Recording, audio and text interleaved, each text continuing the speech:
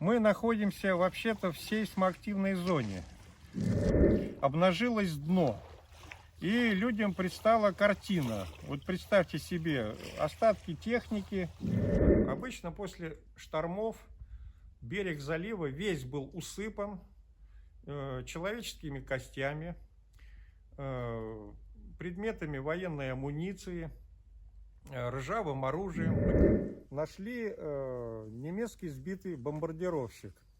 И его при помощи мощных мотопомп, значит, пытались его извлечь. Здесь дно глинистое, стояли телеги, стояли остовы разбитых машин, потому что...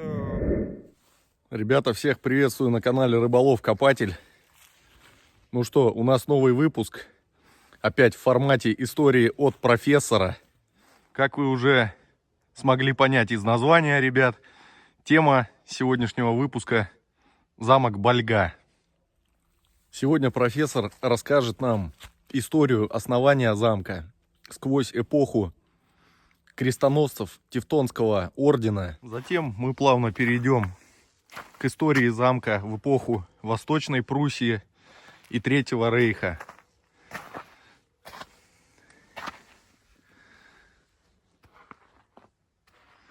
И уже на заключительном этапе профессор, как свидетель эпохи СССР, расскажет, что здесь было в те времена, что он видел. Тем более скажу вам по секрету, что служил он здесь неподалеку и довольно часто бывал здесь. Так что ему есть что рассказать. Смотрите, будет интересно. Обязательно подписывайтесь, кто еще не подписался. Желаю всем приятного просмотра. Все, погнали. Приветствую вас, подписчики канала и те, кто собирается это сделать. Всех с Новым годом наступившим и Рождеством. Мы приехали по просьбам подписчиков, согласно их комментариям, в наше историческое место, очередное, как я всегда говорю, Калининградской области. Это у нас Больга. Полуостров Больга, замок Больга. Что предшествовало истории его возникновения? В 1190 году в Палестине во время крестовых походов образуется Тевтонский орден. Первый его магистр Герман Фудзальца, понимая, что орден вновь образован, не имеет покровительства от римского папы и от королей Европы, решает обратить свой взор на европейскую часть. В 1221 году орден появляется в Венгрии, где король Андрей II предлагает крестоносцам Тевтонского ордена защищать его рубежи со стороны Карпат от набегов половцев, которые тогда уже набирали силу. К 1225 году крестоносцы, обосновавшись на территории Венгрии, начинают пытаться влиять на политику государства, теснить местных дворян. Это приводит к конфликту с королем венгерским, и он просит орден убираться восвояси. В этот момент на территории соседней Польши, которая находится на юго-западе сейчас от нас, Конрад Мазовецкий, князь польский, страдает от набегов прусских племен, находившихся вот как раз на вот этой территории. Пытается решить Конрад Мазовецкий эту проблему самостоятельно сначала. Образует орден Довжеских братьев зимой 1237 года. Орден совершает несколько неудачных походов на Пруссию. И тогда Конраду становится окончательно ясно, что решить проблему самостоятельно он не может. И он призывает на тот момент опять оказавшийся безземельным Тевтонский орден на свою территорию. Дает ему пограничные земли, которые граничат с Пруссией, И также договаривается о том, что орден будет нести чисто охранную службу, защищать рубежи польской Мазовии от набегов пруссов. Орден к тому времени уже наученный историей, которая произошла с ним в Венгрии, заручается поддержкой императора Священной Римской империи Фридриха II и, соответственно, римским папой, который в 1230 году издает так называемую «Золотую буллу», объявляющую крестовый поход на восток. Поскольку пруссы, их племена все были языческими, то для Тевтонского ордена открывалось широкое поле для деятельности, христианизации и колонизации новых земель. И в 1233 году начинаются первые походы Тевтонского ордена вот сюда, на территорию Пруссии. Постепенно продвигаясь вдоль Вислинского залива, который находится вот там, крестоносцы к 1238 году захватывают вот этот полуостров Больга. На месте вот этого руин, вот этого замка Больга находилось укрепленное прусское городище. В разных источниках, где оно называется Хонеда, где Ганеда. Они берут его штурмом и закладывают здесь первую крепость на территории нынешней Калининградской области. 1239 год. Сначала все это, естественно, закладывается в дереве, земляные валы. И эта крепость служит отправной точкой для дальнейшей экспансии на восток, на полуостров Самбия, на котором мы сейчас находимся. Это была одна из самых богатых прусских земель в силу ее географического положения. Ну, как известно,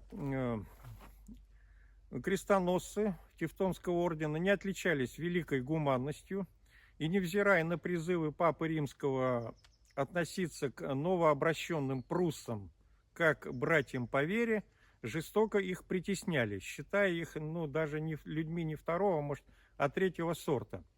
Вследствие этого периодически здесь возникали стычки между крестоносцами и колонистами, которые компактно селились вокруг замка. В результате чего замок неоднократно горел, его пытались взять штурмом. Но потом, начиная с 2050 года, наученные опытом противостояния с враждебными племенами, крестоносцы стали закладывать замки уже в камне. И также здесь, прямо в центре деревянного замка, было заложено уже здание, каменное здание конвента. Конвент — это имеется в виду военно-монашеское управление самого вот этого вот замка. Как я и сказал, замок, начиная с 1250 года, начинает перестраиваться в камне. Это было очень своевременно, потому что во времена второго вероотступничества пруссов, то есть это восстание притесняемых пруссов против немецкого владычества, которое длилось около 15 лет, то замок этот, будучи уже в камне, он смог устоять, выдержать длительную осаду. Хотя в то время еще то, что было построено крестоносцами, скажем так, опорные пункты и другие замки, немалое их число, осаду не выдержали, были взяты и разорены.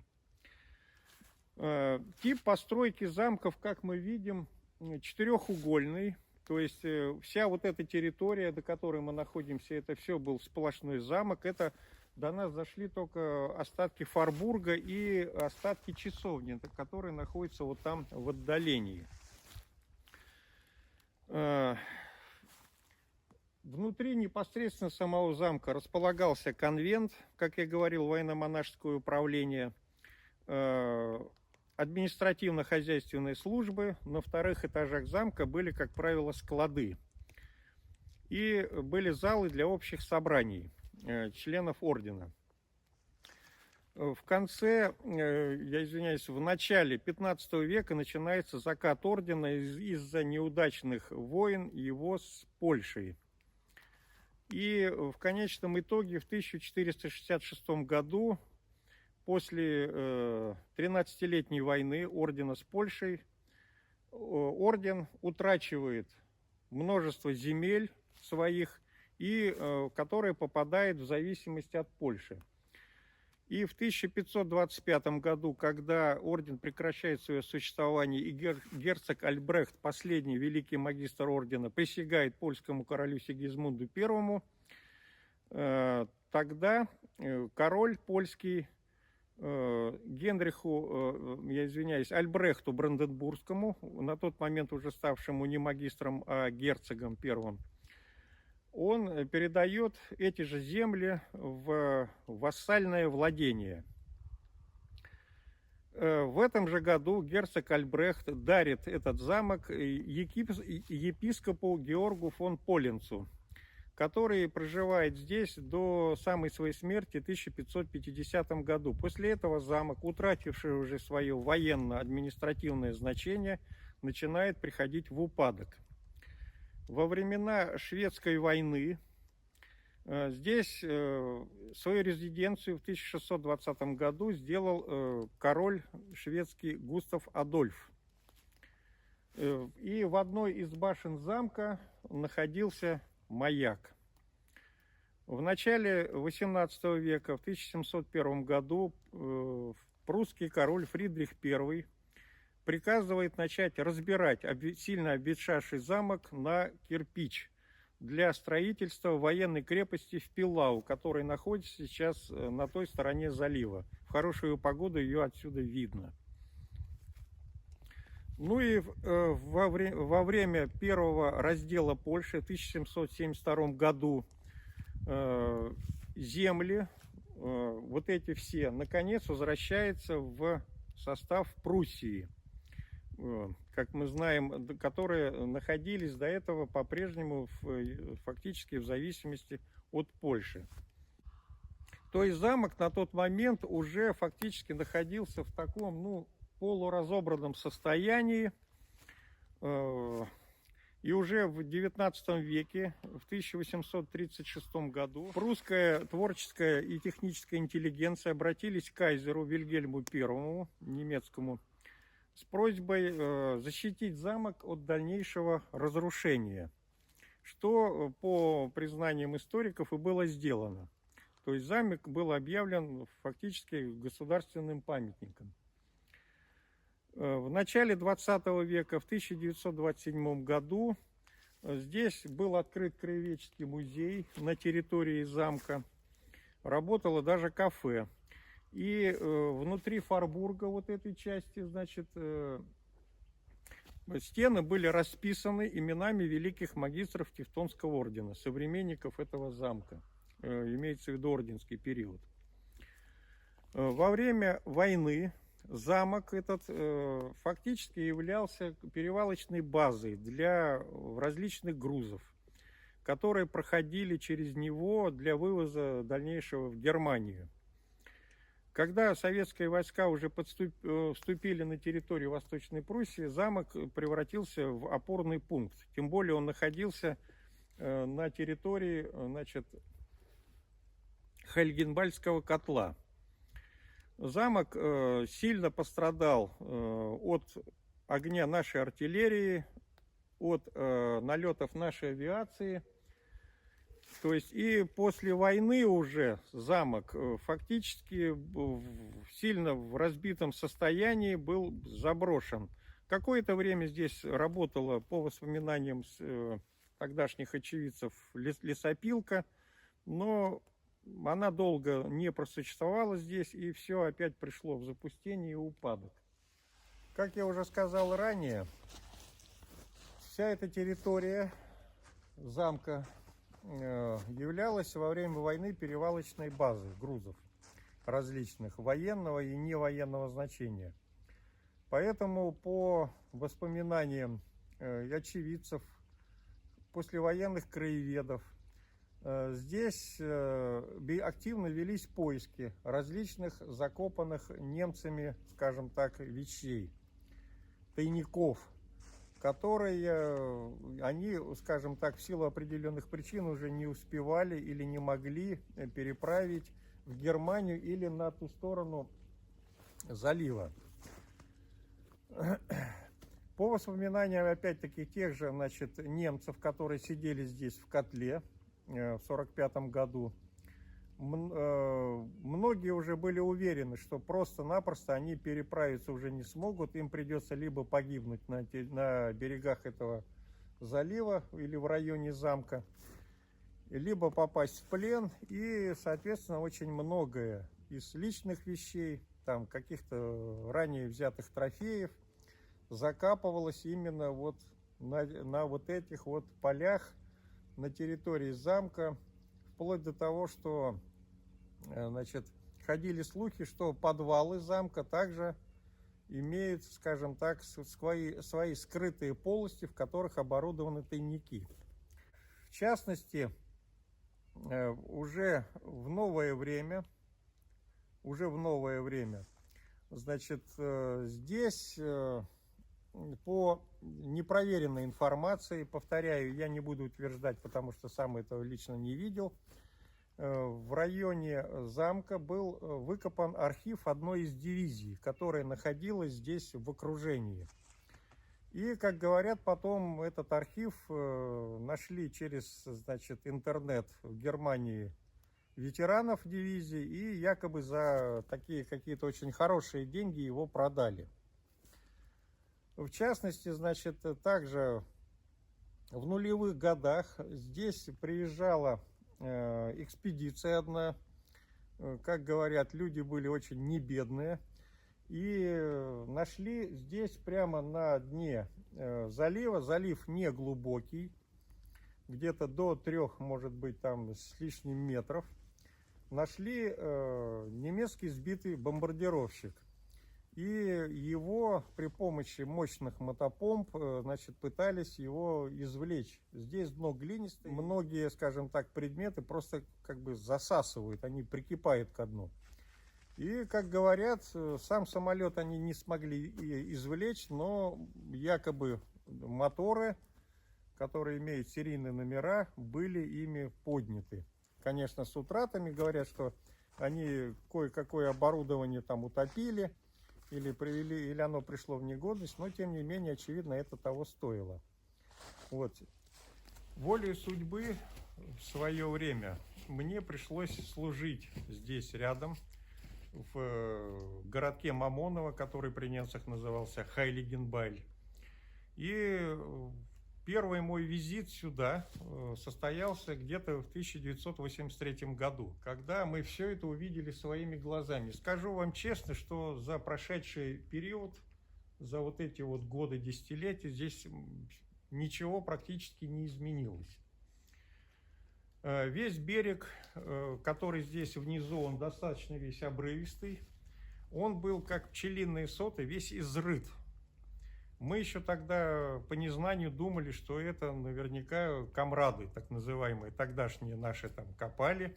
Но это были убежища немецких солдат, которые спасались от огня нашей артиллерии. Именно в этих вот норах, которые выкапывали на обрывистых берегах залива. Мы сюда приходили, так сказать, и в самовольной отлучке, и будучи в увольнении, и пытались здесь что-то копать. Встречали, издали видели местных комрадов, но с ними в контакт не вступали. Очевидно, они, так сказать, не хотели с нами делиться какой-то информацией или вообще, потому что мы сюда приходили достаточно большими группами. Что еще могу сказать? Обычно после штормов берег залива весь был усыпан человеческими костями,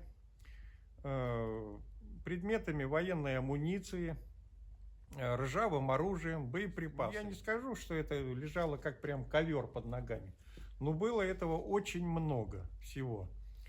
Потому что, как мы знаем, как при отступлении немцы переправлялись на Пилау, туда либо на Косу Балтийскую, и благодаря, скажем так, работе нашей авиации и артиллерии, многие из них погибли, и много имущества пошло под воду. Вот. Поэтому на эти вещи, как правило, в то время мало кто обращал внимание, потому что в воде, конечно, это все было в плачевном состоянии. Ну, что-то можно было выбрать. Все остальное выкапывалось в районе замка и на его обрыве. Находили множество значков, личных вещей, оружия. Что-то такого особо ценного я не помню. Ну, если, конечно, не говорить о каких-то значках, наградах и личных вещей, типа там зажигалок всевозможных там. Находили перьевые ручки, хорошие, даже помню, марку «Пеликан» назывались. Находили бинокли. Ну, у каждого все это свое имело свою ценность. И как-то сложно мне сказать, чтобы кто-то чем-то, так сказать, отметился, что нашел что-то особо ценное. Ну, много было хлама. По рассказам одного из моих очень хорошо знакомых мне людей, проживающих здесь неподалеку, вплоть до начала 80-х годов низины, окружающие вот эту местность в районе замка, еще были завалены хламом, оставшимся от беженцев, от немецких. Стояли телеги, стояли остовы разбитых машин, потому что всю технику, которая еще могла пригодиться, собрали уже фактически первые послевоенные годы. Вот. Здесь, скажем так, в этой земле еще сокрыто немало тайн, немало. По воспоминаниям очевидцев и людей, которые здесь, скажем так, давно проживают в этом районе, мы находимся вообще-то в сейсмоактивной зоне. В начале нулевых было у нас землетрясение серьезное. И, дай бог памяти, в 1977 году было небольшое землетрясение в море. Эпицентр его был у берегов Швеции. И это было, по-моему, летом. И представьте себе, значит, по воспоминаниям, как я говорил ранее, очевидцев, начался вдруг большой отлив, большой. Когда, значит, пошла в сторону вода. Так, у меня звонит телефон, останови. Это я.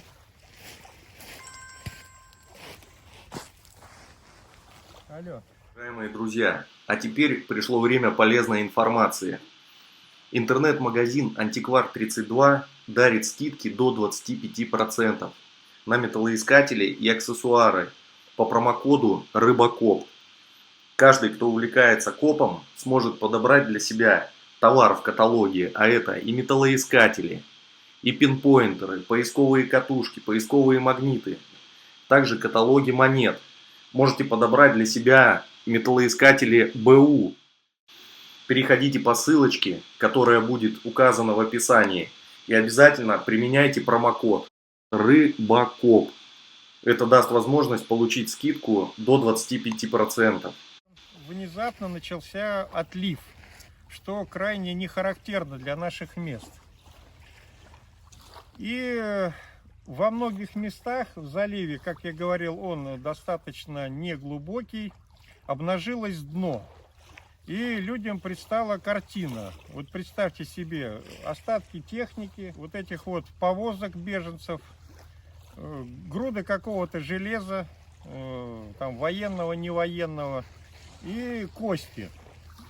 Кто-то даже кинулся туда смотреть на вот эти вот проплешины, которые появились из воды. Что ж там такое? Но буквально через короткое время пошел накат, пошел прилив. И все это, значит, опять закрыло водой. Ну, конечно, немалую часть была выброшена на берег. Многое из того, что хранит в себе залив. Мы живем в сейсмоактивной зоне. И оказывается, в то время произошло небольшое землетрясение с эпицентром в море у берегов Швеции. И что вызвало вот этот неожиданный отлив и, соответственно, вот этот обнажившееся дно и потом вот этот вот прилив. И как я говорил, когда уже в начале 80-х я здесь служил, да, после каждого шторма здесь дно, очевидно, тогда размыло, постоянно что-то выбрасывало. То есть здесь можно было найти что угодно. Фотографии в процессе ролика будут приложены, вы все увидите. А шарик-то какой, да? Какой справный. Ну что, друзья, вот такая вот история сегодня получилась. На этом будем заканчивать. Ну, вам что-то еще ребята хотели сказать?